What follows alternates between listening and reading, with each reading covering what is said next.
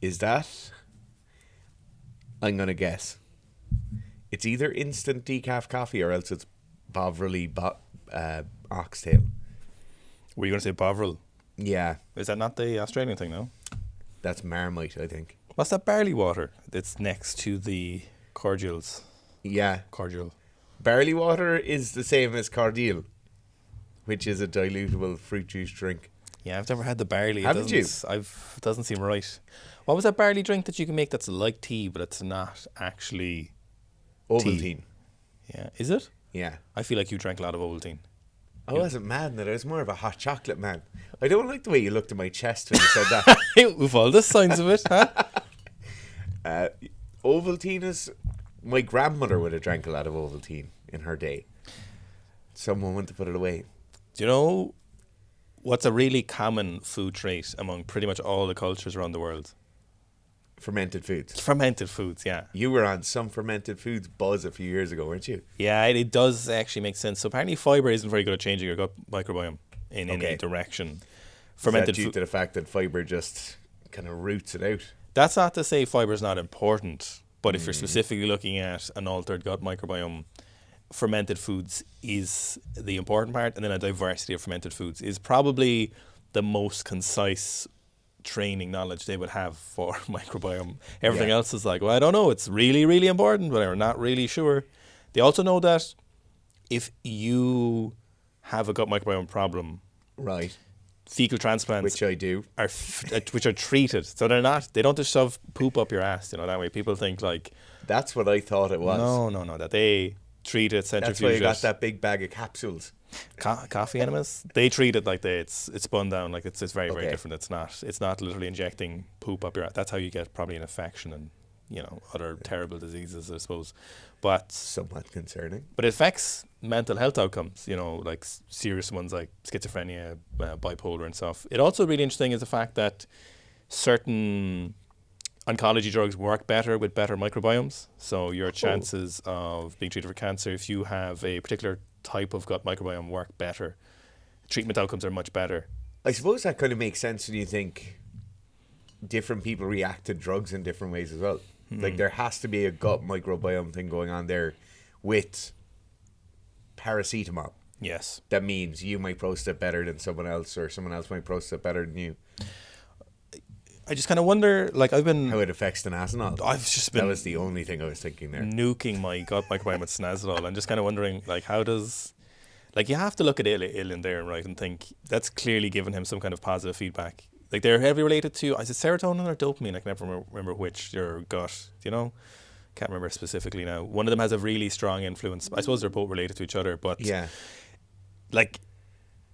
Did the ones that are related to the happy feelings in Ilya, were they just fed by Snazolol? Is that why he was so just jazzed up all the time? Or maybe he could have been so much happier without it. I was reading some creatine literature there yesterday. Yes. While we were doing coaching. While we were doing coaching, live stream, I do some, and then you do some, and then I do some, and just you don't need to look at the person for too long. You've seen it before. But there's still, if you're coming out with research in 2025 saying creatine mightn't work, you've got to take a look at yourself. Is there any of that research coming out? There was one meta-analysis, I think it was primarily on female athletes, and they were saying it doesn't conclusively show any benefits, Surely at this point they can be like, yeah, it works. Like, surely it's like water. Surely someone's like, water hydrates you. Mm-hmm. Creatine makes you better at sports. There's a lot of research on creatine and the brain. And higher dose creatine. Yeah. I was on the higher dose creatine buzz last year when I was training properly. It feels great. I'm back on it now, like 10 grams. Yeah. 10 grams is rookie's numbers. It's so cheap now. Creatine-flation is gone. The creatine was just, I think, the Suez Canal and China Gate and all that stuff. I think it was the COVID shipping. I think there's only one factory in the world that makes creatine outside of China. 2, isn't it? No. 1? No, I think it's only one outside of China. You remember when people were asking us, we shouldn't have said it online, but it's out there and I'm going to say it again. Remember we were talking to someone who worked for, I nearly said the company. Yes. A very big company. Yeah. He was like head of procurement. He was so upset at the quality of goods they were getting, he stopped working for them. Yes. And... I would say the biggest company. Well, don't say any fucking companies now, because we'll get fucking booinged or something, or fucking whistle blown. I will say, Op Nutrition, that's 180 grams. That was €10, €11. Optimum Nutrition creatine, that actual creatine tub, how it looks, everything about it is identical for the last 12 or 13 years. They used to sponsor a load of athletes. Yeah. A lot of random athletes. You sponsor random Irish athletes, like weightlifters and stuff. Yeah. They pulled out of that very aggressively before the influencer market is even taken off fully. Wonder were they on the ball there? I wonder, or else were they like, why are we giving away free stuff to people who do nothing for us? When I was in university, my university team was sponsored by or partnered with Optimum Nutrition, and we had a shipping container full of Optimum Nutrition. Are they Irish? I would say Ireland or the UK. Connecticut are Irish, aren't they? Connecticut are Irish. It's so hard to know because so many of those companies are intermingled, you know. But that used to be, you literally walk into the shipping container, all the shelves on the left-hand side were just plywood shelves. Mass gainer, all the different ones. This is a job. You had all the mass gainers. Now, what was your peak weight at rugby? Like, what was your best weight? Most of my best weight, I'd say, was like 98 to 100 kilos. Your best confirmation? My fighting weight, as some men might say. Yeah. My second last year playing, I did my AC joint. This is actually pretty funny. So playing dual status, so you play with both. You play with like your club team, and you can play with the senior club team as well. And I was playing 20s for them. So every weekend you might have 2 games. But because of that, for the entire year, you're training 4 pitch sessions per week, plus 2 gym sessions, plus 1 game or 2 games. So you're like on the verge of breaking down your body constantly. Yeah. I did my AC joint and tore my supraspinatus, I'd say in February of that year, playing a game I wasn't really supposed to play. So I was like, oh, I'm going to pack on the kilos here. And I remember there was like 20 meals pre-cooked. For some reason, my parents were going away somewhere and they had to get rid of all the food in like the fridge and freezer. So my mother just cooked loads of batches of like chicken casserole. It was in the fridge. And I was in university. So I was just sitting at home every day. I'd go to the gym in the shed, do a session, eat 4 portions of chicken casserole, go to the gym again in the evening. I came back as 108 kilos. Oh. And I had left as like... 108? 108, yeah, 107, 108, big boy. Over what time frame? Over 7 weeks. Jesus. Came back. Mud fat. You still have to go to every training session when you're injured. You just have to go. The physio might be there and they might do some work with you, or else you just go and you watch like the team plays, you watch lineouts, and you might fucking pick up cones or whatever.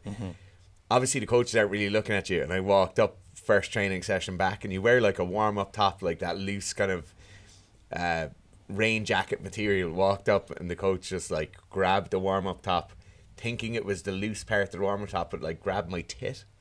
And he was like, oi, big boy, what's happened here? Jesus. That was terrible. Mud fat, like? No, I wasn't fat. I'd just gotten, you know, that kind of like bloaty creatine. Like, it looks like what you'd refer to as D-ball bloat, but unfortunately it wasn't D-ball bloat. Looks like. But it was just, because you're training so much for that length of time, you still eat the same way.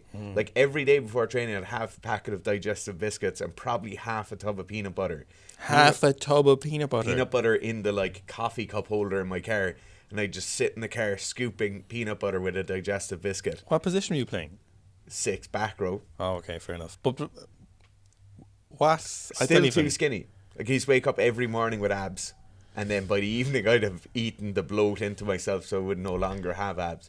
But every morning, I'd have, like, the outline of abs, no matter what I was doing. Unfortunately, that has left me. Isn't it mad how life moves on? Isn't that? I'm just kind of thinking your situation there and thinking about playing sports, and you think the situation you're in at the time, specifically when you're younger, I think you've less of a grasp on this, you know, in your late teens or 20s. Yeah. Especially when you're leaving formal education. Never stop learning, bro. But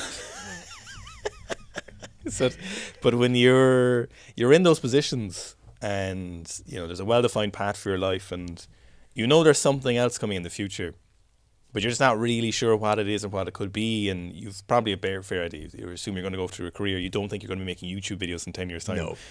I'm glad of it. Man. Fucking damn glad of it. Mighty fine. But it's funny how life just changes so drastically in that time. Like, you're even hanging out with your friends and stuff was such a assumed occurrence. You know, you could just walk up to your friend's house when you're in college. Yeah. Mainly because you mightn't have any credit to text them or ring them, but also you could just drive up to their house or walk up to their house and just come in and sit down. And 100%. that could lead to you going to a different county later that day, or you might return home 2 days later. Like, it just would be so unfathomable that life would be different. And then 10 years later, it's like, oh, this is what's happening now. Not to say that was bad, nor am I saying I'm nostalgic to the fact that I would go back to that, but it is very interesting how much life changes over the course of those times, you know? I also think the more, not like wild is the wrong term, right? But the more variance you have in those times, the easier it is to look back and not be like, geez, I wish I'd done X, Y, or Z. Mm-hmm. Like, it's great to have a massive bag of experiences there that you're like, oh, that was amazing. Remember the time we did that? Or if we go to Galway now, I'd be like, oh, I remember we just drove to Galway on a random Tuesday night and slept in the car and went to the pub.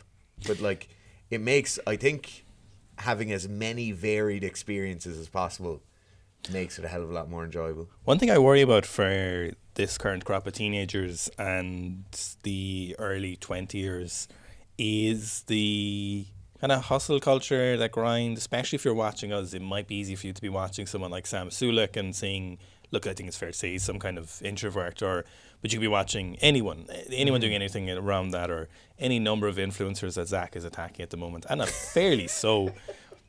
You might assume that is a really good way of going about things, but unfortunately, obviously, it's very hard to know what decision's going to lead you in life, and doing what you do, you don't know where it's going to lead, right? But you could look at those, and I fear you'd miss out on things. And I don't necessarily want to make it about just going drinking, which it definitely isn't just that. But if you pigeonhole yourself into this, and I see people like asking Chris Williamson, you know, if you listen to any of his like Q&A episodes, people are like, oh, I'm 18, I'm going monk mode and stuff, or 75 hard and things. Obviously, I'm a huge proponent of training really hard. Yeah. And I did so as a teenager and all through my 20s, and look, it led to stuff like this, which is great. But was also very fond of a random adventure or experience, or doing something sporadic, or trying different things. And there's a time for working as well, but I would fear that what it kind of looks like now for a lot of them, and maybe the world is different, so maybe my estimation is incorrect, but that they spend so much of their time going for their side hustles or whatever, or doing whatever they think they need to do to get ahead, and probably losing out on a bit of character building, bit of storyline building. I would fear that. Unfortunately, when you look back, they're most of the things you remember. You don't really remember a lot of the work you're doing. I don't remember a lot of the work we've done. I certainly don't remember much of my lab stuff, as much as I try and forget it. I don't remember much pharmaceutical.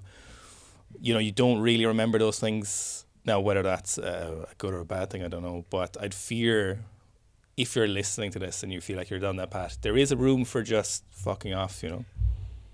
I also, and this sounds a bit dismissive, I also don't know how far ahead that puts you. Yes. You know, that thing of like going monk mode, or I'm in my lonely chapter or whatever, and I'm going to close myself off from everyone. Like, those things are entertaining to listen to and somewhat intriguing to learn about or experience for a certain length of time, because they're so abnormal. Like, because that's not really how this... a bit flippant, it's not really how humans are made to interact with each other. Like, some level of social interaction, some level of, like, whether you call it fucking off or just like having a bit of crack, is probably innate in all of us, and you probably need some section of it. And I think if you spend particularly those years, you don't get late teens and early 20s back. You don't. Like, you don't get to just disappear for 2 days and there be no consequences for most other periods in your entire life. Mm-hmm. And I fear that, like, a lot of people, like, I opened the gym when I was 21. Very, very young to be doing that, and I love doing it, and it got me to all the place I am now, and I'm very, very glad I did it. But I still feel like there's people diving into things incredibly early, and they'd just be better off just not so much sauntering through, still moving in a direction, but moving in a direction with like your eyes wide open and saying, oh, instead of this is my one thing I want to aim for, maybe there's 5 or 6 different things, and just having your kind of your eyes open to that. I definitely think a lot of sports people and people who are training, because we tend to be so goal orientated, because we want to feel that thing of deciding you want to do something, going and doing that thing, and then having that sense of achievement afterwards, you can tend to close yourself off to a lot of things. Like if you're doing a bodybuilding competition and say you're 8 months out, you're probably not going to be experiencing too many real social interactions or strange social situations, because you have to be in bed by 9 or 10. Your food and your intakes have to be incredibly monitored and really, really regimented. So I do just think there's time to have a bit of crack as well. Yeah, it's definitely not to say that it should be all fun. I definitely don't think, because you obviously run out of years and money that where you end up in positions where you're in a career you don't really like, in relationships you don't really like, with friends who mightn't be the best.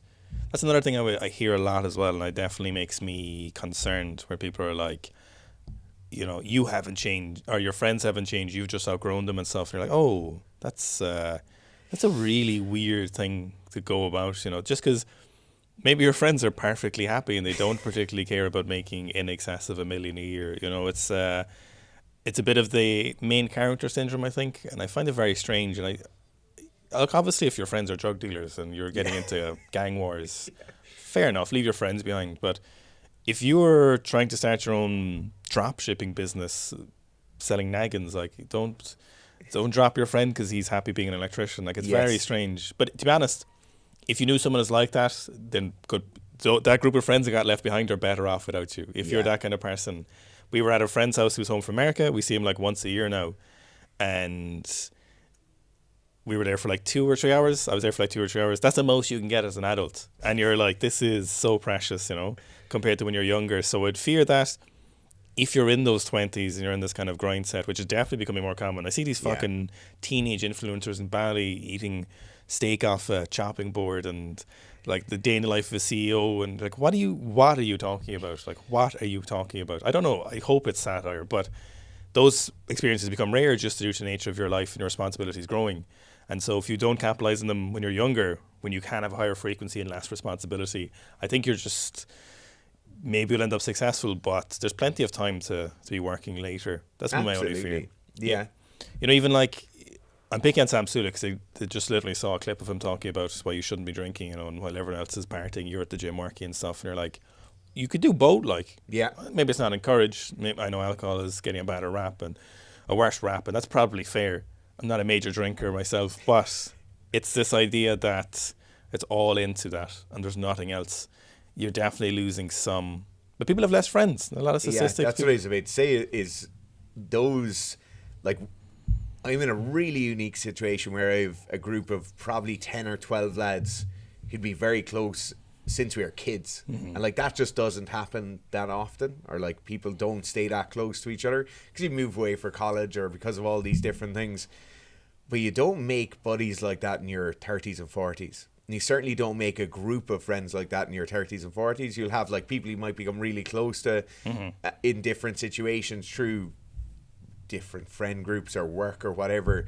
But in terms of like holding on to those groups, you really don't hold on to them too easily. Like, the last thing you want is your only friends to be your partner's partner's friends' spouses. That's the last situation you want to end up in. Yes. I just fear that, you people that end up in a situation where you haven't made any friends. And there's the other thing I don't understand is where it's like your friends are holding you back, like, but there's nothing to stop you making more money in absence of what your friends' net worth is. And I understand there's benefits to being around wealthier people. If you talk to them, it is beneficial for business, I would, for sure. But there's nothing wrong with going to McDonald's with your friends. They're not stopping you making money. I don't get it either. It's a real...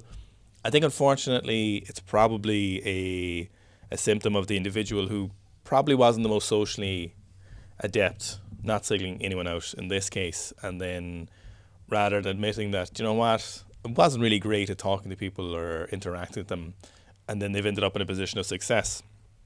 And they're like, that's why, because I didn't have friends. I was a bit of a lone wolf. I think there's definitely a part of this that's biased as well towards people who are making a massive amount of that kind of content are people who mightn't be that's like they'd much rather sit down and record something and make Instagram reels for 4 days in a row rather than actually just chatting to people. And then suddenly it becomes that kind of like positive confirmation thing where they're like, oh, I'm listening to X, Y, and Z and they're really successful now and they're saying that they didn't have many friends.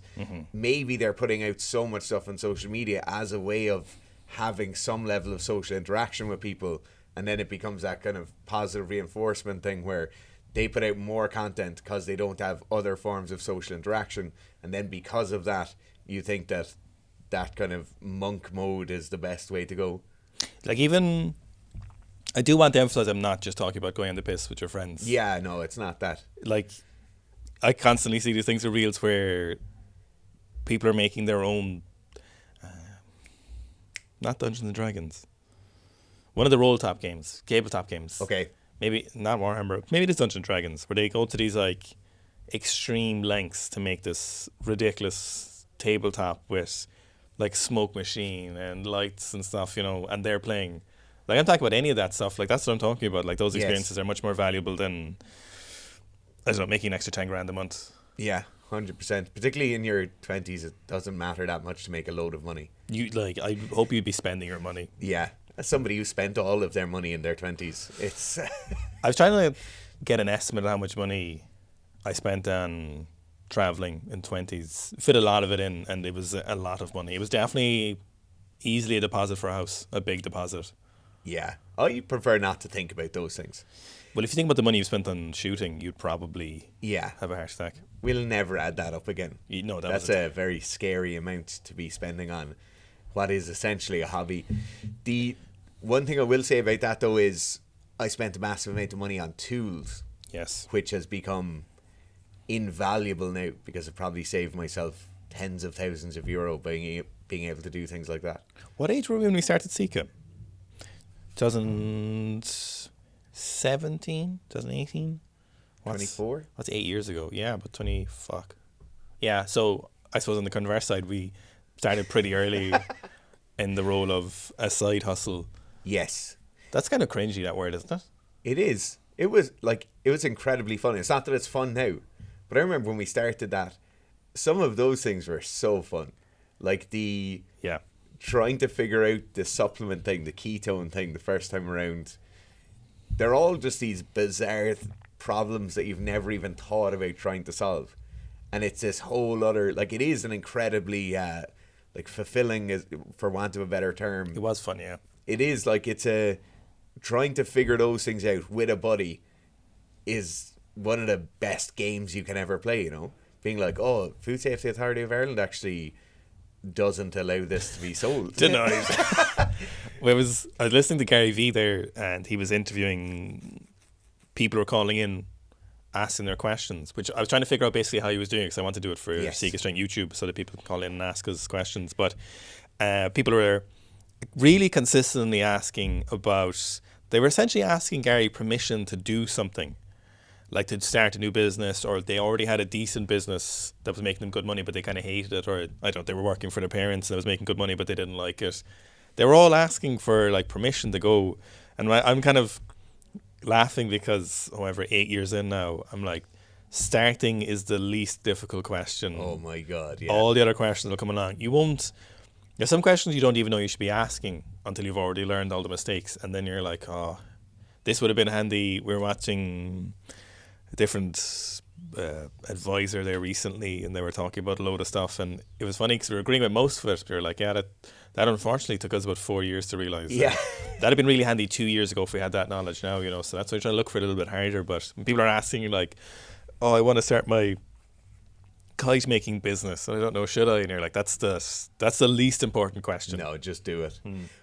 It's funny, we talk about, and we probably don't talk about it on videos, we talk about it between ourselves, is like the cost of institutional knowledge. Oh, it's so expensive. That costs you more money and more time, thus more money again, than anything else you'll do in business. Like the time it takes to learn something, or the money it costs for you to figure that out, whether that's the institutional knowledge of knowing what accountancy firm you should go with, or the institutional knowledge of knowing what customers react well to versus what customers react well to and buy from you afterwards. Those things they're the kind of questions you're saying you don't know to ask the question until you should have been asking it 3 years ago. Yeah. You know, like that like opportunity cost is the wrong term, but it really is. Those are the questions that if you're like trying to set something up or trying to go out on your own and do something, don't worry about the questions that are clear and obvious now. Like if you have a question in your mind that you need a solution to, and you've pretty well defined the outlines of the question or the outlines of the answers you need to find, you'll find those answers. Like now more than ever, you'll find those answers online.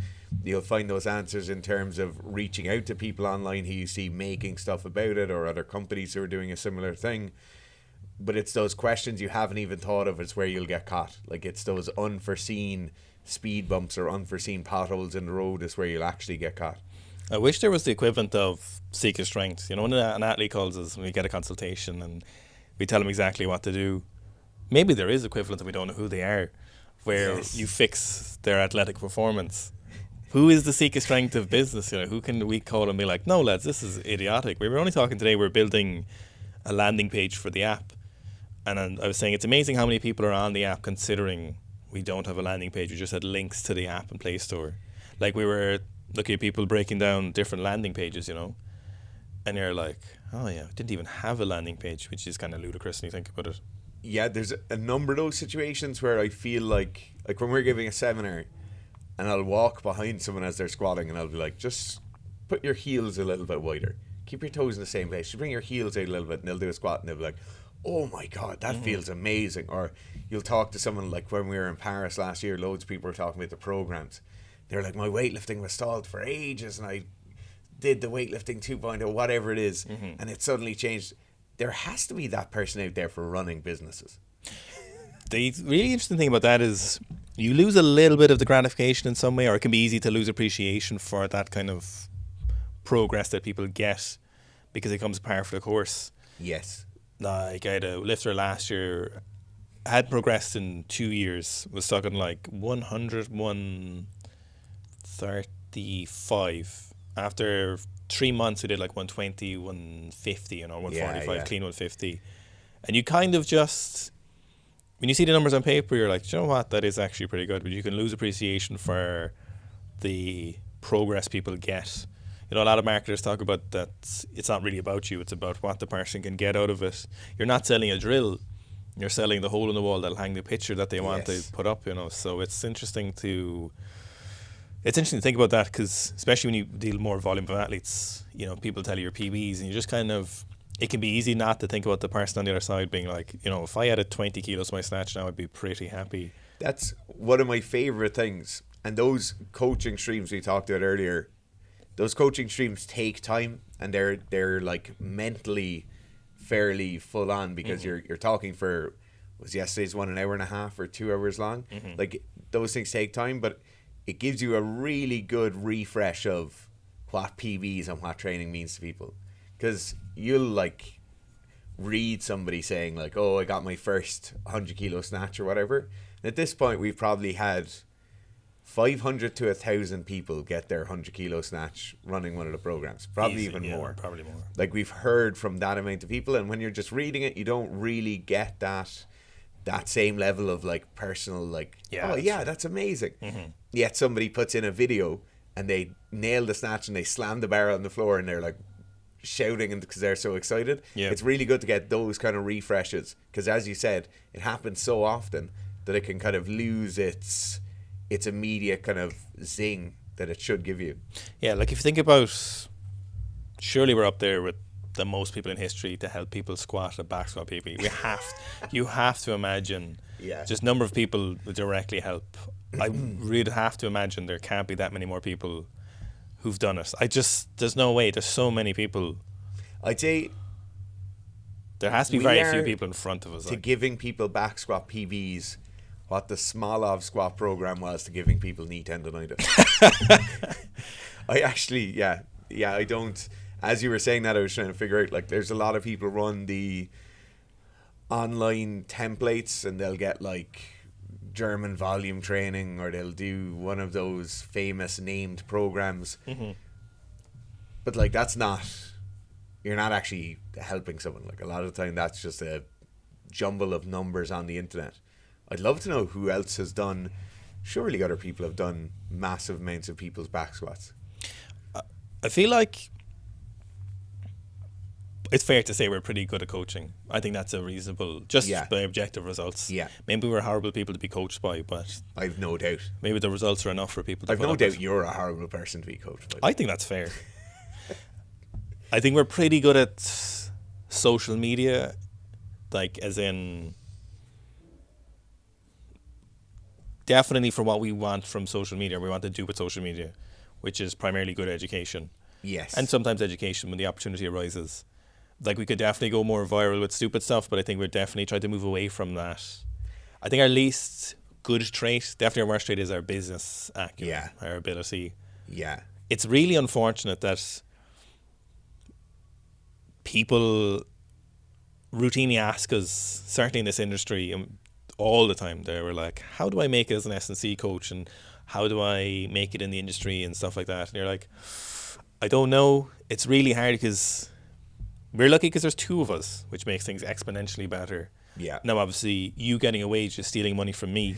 So it's hard in that fashion. Yeah. I would have more money if you took less money. I have a leech in the organisation. And he owns half of it. But it is tough to... we got started at a pretty lucky time as well, I think, in terms of just doing stuff, because in some ways when we started, it was easier for us because I remember we were doing the podcast, someone said about a metric how many podcasts there were, and it was a really small number, like it was a couple 100,000 or less or something like that. And then I heard of the metric a few years later, and there was like 5 million or something, and I was like, we are kind of lucky. Someone might say it's not just luck that you went and did it, but it's still luck that we were there at that time to go and do it. Definitely. And on the other side of that as well, it wasn't like completely unplowed ground, Yes. There had been people out there, there's people making content, there was a style of content that we were aware of that we would like to emulate, like what we wanted to do if a podcast guest was on, how we wanted that interaction to go. From very early on, we knew we didn't want to copy certain people's stuff where they were criticizing coaches or criticizing athletes. And I think if we had been 5 years earlier, I think you could easily make the mistake of like doing exactly what we did, try a few different types of content, try a few different types of interview or reviews, and then suddenly say, oh, the negative stuff gets a great reaction, let's do that, Yes. And I think the fact that there was a limited amount of that stuff out there when we started was a massive advantage, because we kind of had a pen in which we could work. We knew where we didn't want to stray outside, we knew what we wanted to lean further into, which makes a big difference. You could also be in a position though where if you started now, you have all the information, and as a result you could speed up that process. If you could put together all of the Sikastrength-esque videos on business and content creation, feasibly you could be where it took us 8 years to get to, maybe in a year or something. Yeah. Well, I suppose it's hard to build the reputation or the connection with people, but there's certainly some parts of that where your business might be further along. So there might be some benefits to starting later. I think it's the equivalent of taking 8 or 10 years to figure out how to program for yourself versus being able to go and get a coach or buy a program.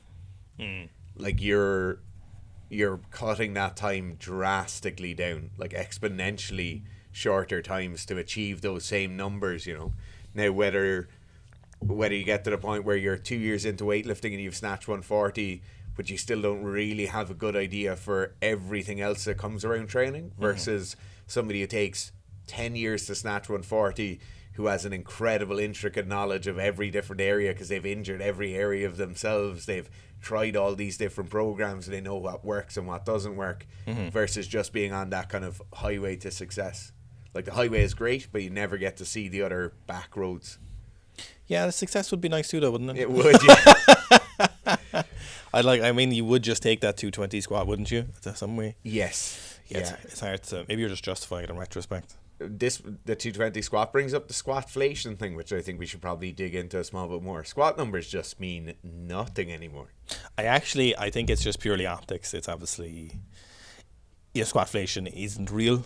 Yeah. Like there's not that many people doing those big numbers. Like sumo deadliftflation, clearly real. Clearly real, yeah. Clearly real. Yeah. Deadlifts mean, unless it's conventional, it means nothing to me anymore. The sumo never meant anything to me, to be honest. Means nothing. Yeah, I was never into it. I was never into it because I couldn't externally rotate my hips that far. But the squat number thing, and it probably is a perception thing. It's probably because we see so much of it, and we're dug into it every single week, particularly with things like the news show and stuff, and people sending us stuff. You just see multiple 300 kilo plus squats every single week, which is absurd. Like there's probably 100 people right now could squat 300 kilos this evening. You're talking about high bar, obviously. High bar, yeah. A squat, like. A squat. But you'd have to wonder then, though, at any one point in the Russian training halls between the late 70s to early 2000s, could there have been 5 people in that training hall who could squat 300 kilos for reps? Probably. Like at any one of those big training halls. Yeah. Like, what if you're in a training hall with like Pisarenko or Zakharevich, or you were in with Klokov and you were with any number of those other lads at different points, with squat-flation, then it felt very real for you then? Would you have felt that, if you can't rep 300, were you any good? Possibly. And is that then, further question, how instrumental is that to their success there? And I would say massively. Quite massively so. Massively instrumental. I think you see that rugby is... Let me stop you there a second. I would even go so far as to imagine that there's a point where everyone's so strong, 300 kilos of reps doesn't even count as a thing. It's not even like I squatted 300 kilos for reps or whatever. I don't think it might even get to the point where it's just like, oh sure, well, that's the minimum you need to do. Yeah. Do you ever think about that there? I think about it, but not in terms of weightlifting. I think about it in terms of rugby. Because you've got countries at the moment getting into rugby. You've got a number of the European countries who are kind of in their developmental stages of getting an international team, but you also have like Japan, who've obviously been at it a long time. Like they've been at it since the late 90s, early 2000s, paying good players to come in and play. But you never, like, that institutional knowledge isn't there. It's not there. And like institutional knowledge comes in many, many forms, but like one of those forms is the dad bringing the son or daughter to the rugby club, and they stay there on the Saturday and they just kick a ball around or play hide and go seek in the rugby club. Mm-hmm. And then that just becomes a thing. And I think it's the same thing with like the level of skills you see in certain countries. Like there's a reason so many New Zealand players come and play rugby and are really good at it, because their level of skill development is so good. It's not that they're physically gifted, but they're not in any way physically more gifted than realistically anybody else. But their level of skills and their understanding of the game is just so far ahead. And I think that's the same thing with the 300 kilo squat for reps. I think it's like, obviously I'm going to throw a 15-meter pass off either hand. Mm-hmm. Or obviously I'm going to be able to offload as I go to ground out the back door, and it's just a normal thing to do. I think that's the unfortunate thing about sport, and particularly those higher skill team sports where you cannot just pump money and resources in and it will just happen. I suppose Chinese weightlifting are seeing that as well at the moment, yeah, which is really interesting, and they're aware of it and they're trying to obviously rectify it. I'd like to get a bit more chat from, I'd love to ask the coaches. I'd love to just sit down with them. Yeah, but like I'm assuming they have probably a good idea of what's going on. They can't not, Yeah. There's probably a lot of factors at play. Like realistically, they have more professional weightlifters than everybody else in the world combined. Like that's fair. That's fair. They're paying more senior athletes to be weightlifters with the hopes of going to world championships or to the games. Yeah. Than everybody else put together. I'd say South Korea is probably the close second in terms of number of athletes paid well. Yeah. And still they're leagues beyond in terms of the amount of people. Mm-hmm. It's funny, like you just, I think sometimes in sport we put things down to like that it's the freak and that it's the the Clarence Kennedy and you're just waiting for one of them to be born and waiting for someone like that to walk into the gym. Kind of are though. You kind of are, but then there's also that like the history and the level of knowledge in a place where that 5-year-old Clarence walks into a weightlifting gym versus walks down the athletics track. I think that's the big thing, and that's why long-term sports development is about a lot more than just pumping money in. It's about pumping Sinazolo. Rugby's kind of going through a bit of a renaissance at the moment in terms of popularity. I think they're working really hard on it. Yeah. I think the big thing... The soft porn on some of the Instagrams, like getting the females... Lads, the comment section. Girls, give it a break. It's feral. Obviously, from the opposite side of things, there's a lot of feral comment section with mainly male commenters who need to take a serious look at themselves. But girls and gay men, you need to put it away on rugby comments. If you want to see an out of control, look at like a video of a rugby team warming up and stretching. No. Do you know what though?